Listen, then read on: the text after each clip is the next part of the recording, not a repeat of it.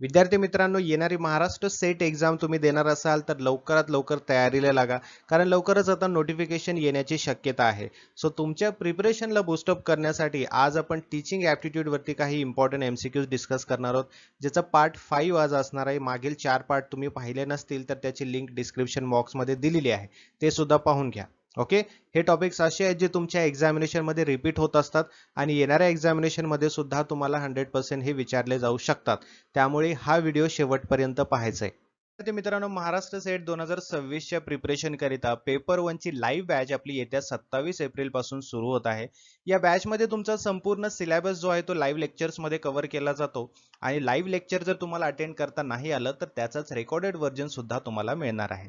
यासोबतच study material जसे की topic wise MCQs, full syllabus notes, mock test, MCQ series, PDF या सर्व गोष्टी तुम्हाला या लाईव्ह बॅच मध्ये मिळणार आहेत. सो तुमचं प्रिपरेशन बूस्टअप होईल आणि येणाऱ्या महाराष्ट्र सेट एक्झामिनेशन मध्ये पेपर 1 मध्ये तुम्हाला जास्तीत जास्त मार्क्स मिळवता येतील. तर आजच या नंबरवरती व्हॉट्सअप मेसेज किंवा व्हॉट्सअप कॉल करा आणि ही बॅच जॉईन करा किंवा ग्लोबल ऑनलाईनचं ऍप्लिकेशन डाउनलोड करा. ऍप्लिकेशनच्या थ्रू तुम्हाला ही बॅच जॉईन करता येईल. प्ले स्टोर वरती जायचं आहे, ग्लोबल ऑनलाईन सर्च करायचं आहे. ऍप्लिकेशन डाउनलोड केल्यानंतर स्टोर सेक्शन मध्ये जायचं आहे. स्टोर सेक्शन मध्ये तुम्हाला एक सर्च बॉक्स दिसेल. सर्च बॉक्स मध्ये महाराष्ट्र सेट 2026 पेपर 1 सर्च करा. त्यानंतर तुम्ही हा कोर्स जॉईन करू शकता. बघा, लवकरात लवकर जॉईन करा आणि प्रिपरेशनला सुरुवात करा. Which of the following is not domain of learning? खालीलपैकी कोणते शिक्षण क्षेत्र नाही? कॉग्निटिव्ह, अफेक्टिव्ह, कनेटिव्ह और स्पिरिच्युअल? संज्ञात्मक, प्रभावी, कॉग्निटिव्ह की आध्यात्मिक?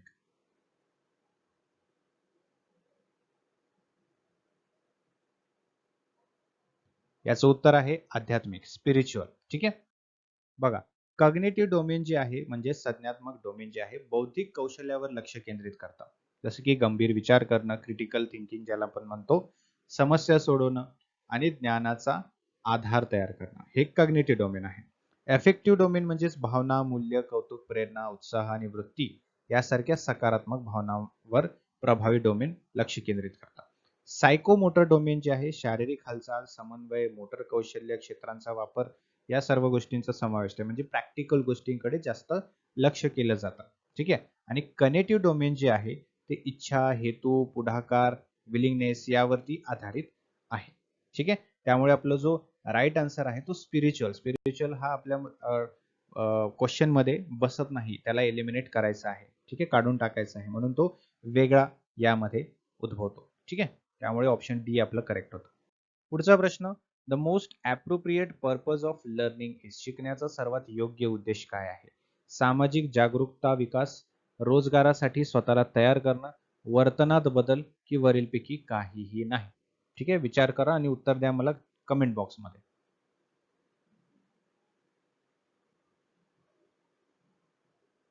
ओके.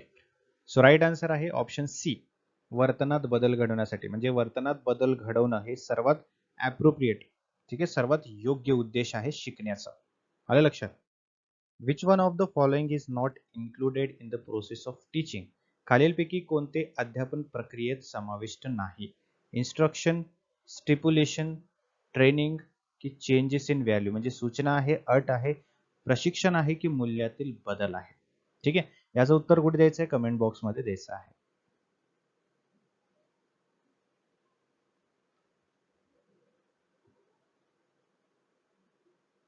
बघा, याचं उत्तर आहे ऑप्शन ए, सूचना.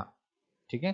हे प्रक्रियेमध्ये म्हणजे अध्यापन प्रक्रियेमध्ये समाविष्ट नाही. ठीक आहे. पुढे, for maintaining and effective discipline in the class the teacher should? वर्गात प्रभावी शिस्त राखण्यासाठी शिक्षकाने काय केले पाहिजे? ठीक आहे, किंवा हे केले पाहिजे ऑप्शन्स पैकी. विद्यार्थ्यांना जे आवडते ते करू द्या, विद्यार्थ्यांशी कठोरपणे वागा, विद्यार्थ्यांना काही समस्या सोडवण्यासाठी द्या, की त्यांच्याशी नम्रपणे आणि ठामपणे वागावे. आता हे ऑप्शन्स असे आहेत की आपल्याला थोडंसं कन्फ्युजन होऊन जाते याच्यामध्ये, बरोबर ना? तर आपल्याला याच्यामध्ये एक्झॅक्ट रिलिव्हंट आन्सर किंवा राईट आन्सर शोधायचा आहे आणि उत्तर द्यायचं आहे. ठीक आहे. तुम्ही प्रयत्न करा, मी तुम्हाला सांगतो याचा राईट आन्सर काय आहे ते.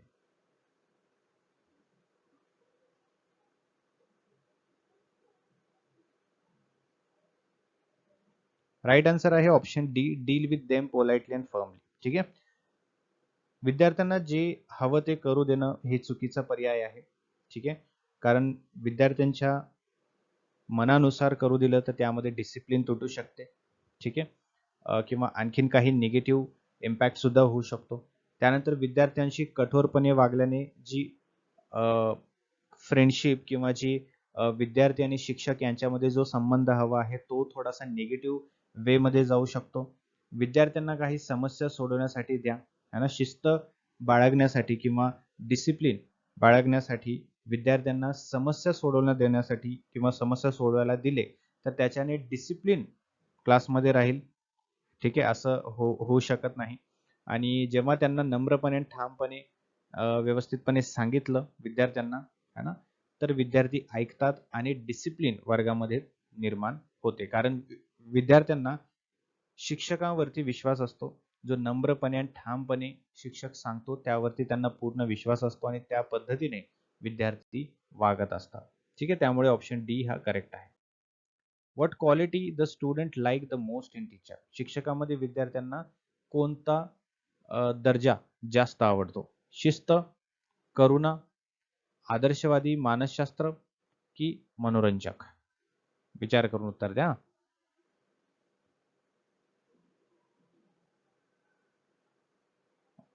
करुणा. ठीक आहे, कंपॅशन जास्त विद्यार्थ्यांना आवडते. ठीक आहे, डिसिप्लिन असेल, आयडियलिस्टिक आदर्शवादी असेल, ठीक आहे, एंटरटेनिंग असेल, यापेक्षा करुणा जास्त, लव्हिंग टीचर जो असतो त्याच्यामध्ये करुणा असते, तो शिक्षक जास्त विद्यार्थ्यांना प्रिय असतो. बघा, शिस्त असेल तर विद्यार्थ्यांना तो कठोर वाटू शकतो. ठीक आहे, आदर्शवादी असेल तर तो विद्यार्थ्यांना थोडस कमी इंटरेस्टेड किंवा कमी त्यांना थोडासा फोकस किंवा अटेन्शन किंवा अटेंडन्स क्लासरूममध्ये थोडीशी कमी होण्याची शक्यता असते. आणि एंटरटेनिंग असेल तर जे सिरियस स्टुडंट्स आहेत, कारण डिफरंट काइंड ऑफ वेगवेगळ्या प्रकारचे स्टुडंट्स आपल्याला क्लासरूममध्ये बघायला मिळतात, राईट. सो प्रत्येक स्टुडंटला एंटरटेनिंग टीचर आवडेल असं नसतं, बरोबर. परंतु प्रत्येक लेवलच्या विद्यार्थ्यांना, ठीक आहे, कंपॅशन असलेला, करुणा असलेला शिक्षक हा आवडतोच. त्यामुळे ऑप्शन बी हा करेक्ट आहे. पुढचा प्रश्न, the most important quality of a good teacher. चांगल्या शिक्षकाचा सर्वात महत्वाचा गुण काय आहे? है ना, विषयाची योग्य ज्ञान, चांगले संवाद कौशल्य, विद्यार्थी कल्याणाची चिंता की प्रभावी नेतृत्व गुण? ठीक आहे, विचार करा आणि उत्तर द्या. प्रश्नाचं उत्तर तुम्हाला कमेंट बॉक्समध्ये द्यायचं आहे.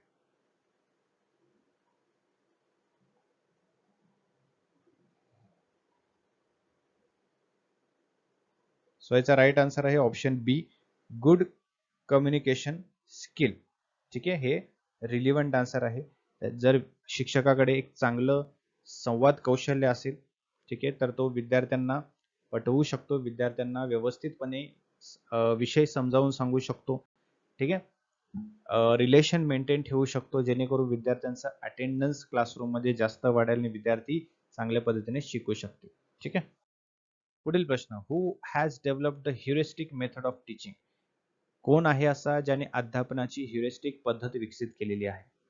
ठीक आहे, Anne Sullivan, Friedrich Froebel, H E Armstrong और जॉन डिवे और ड्यू?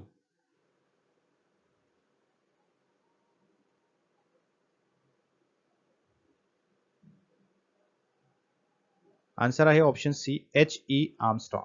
ठीक आहे. Gyan Darshan launched IGNOU refers to.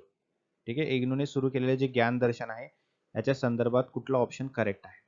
Satellite based educational TV channel, educational F M radio network म्हणजे शैक्षणिक एफ एम रेडिओ नेटवर्क आहे का, की शैक्षणिक नेटवर्कचा जागतिक पुढाकार आहे, की ग्लोबल इनिशिएटिव्ह आहे अकॅडमिक नेटवर्कचा, की हे एक ऑनलाईन कोर्स आहे? विचार करून उत्तर द्या.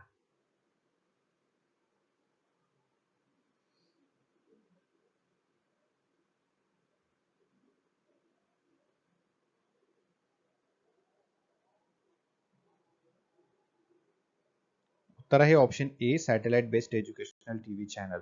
ठीक आहे.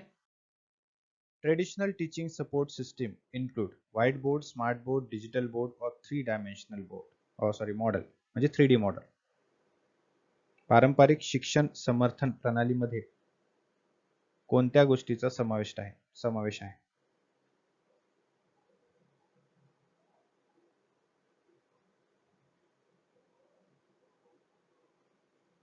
So option A white board.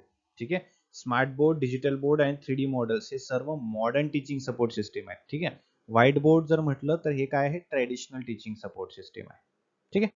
पुढे, which of the following methods of teaching will encourage indirect learning. खालीलपैकी कोणती शिकवण्याची पद्धत अप्रत्यक्ष शिक्षणाला प्रोत्साहन देईल? उदाहरणांसह व्याख्यान, सांघिक शिक्षण, एखाद्या विषयावर प्रात्यक्षिक सहयोगी, एखाद्या विषयावर प्रात्यक्षिक, आणि डी सहयोगी प्रकल्प, collaborative projects.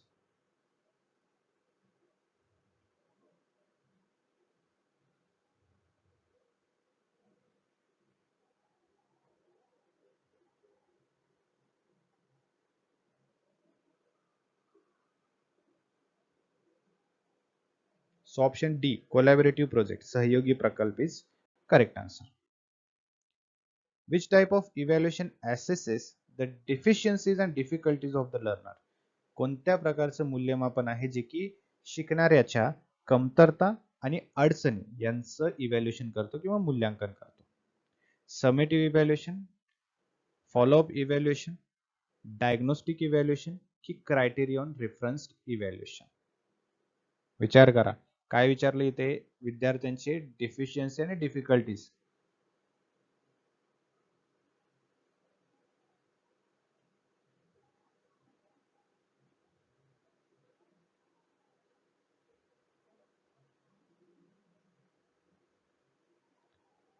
So option C जो आहे डायग्नोस्टिक इव्हॅल्युएशन, निदान मूल्यांकन. कारण नावातच आहे, निदान काढलं जातं की कोणती गोष्ट अशी आहे ज्याच्यामुळे विद्यार्थ्यांमध्ये डिफिशियन्सी आणि डिफिकल्टी दिसून येत आहे. त्याचं निदान काढण्यासाठी आपण काय करतो? डायग्नोस्टिक इव्हॅल्युएशन करतो.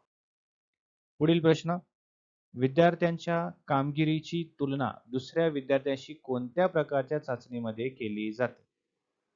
समजते का? A performance of a student is compared with another student in which type of testing? Criterion reference testing, diagnostic testing, summative testing की नॉर्म रेफरन्स टेस्टिंग? विचार करा आणि उत्तर द्या.